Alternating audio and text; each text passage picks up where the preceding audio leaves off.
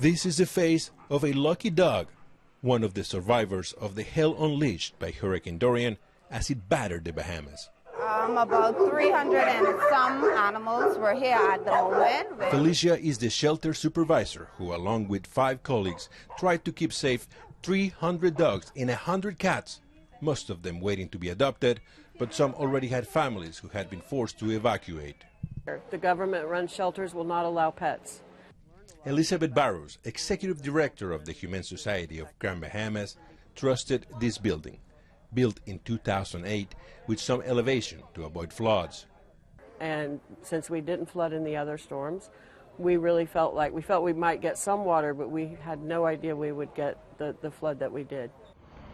But the water from the storm surged unexpectedly, threatening the lives of the animals, and in spite of the danger to themselves, Felicia and her co-workers desperately tried to save the dogs by keeping their crates above the rising waters. The water was about this high when we was doing this. With the water now chest high and their building flooding, they sought shelter. Making sure that everything would be cut or safe to try and put it up high, and we went up in the manhole because the water started to come up so high. The manhole is the access to the attic, which had no stairs, so they had to pull each other up. As the kennel dogs, them were still howling and crying. We experienced all of that until they were not even crying anymore. That silence represented the death of more than 220 dogs and 50 cats. I feel devastated.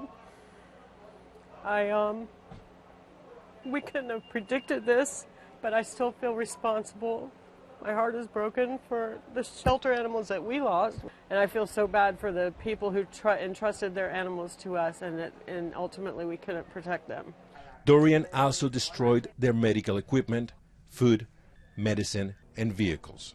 In spite of their near-death experience, Felicia says she doesn't regret risking her life. It wasn't about us being heroes, it was about us caring about the animals just as much as we cared about ourselves. Gustavo Valdez, CNN, Freeport, the Bahamas.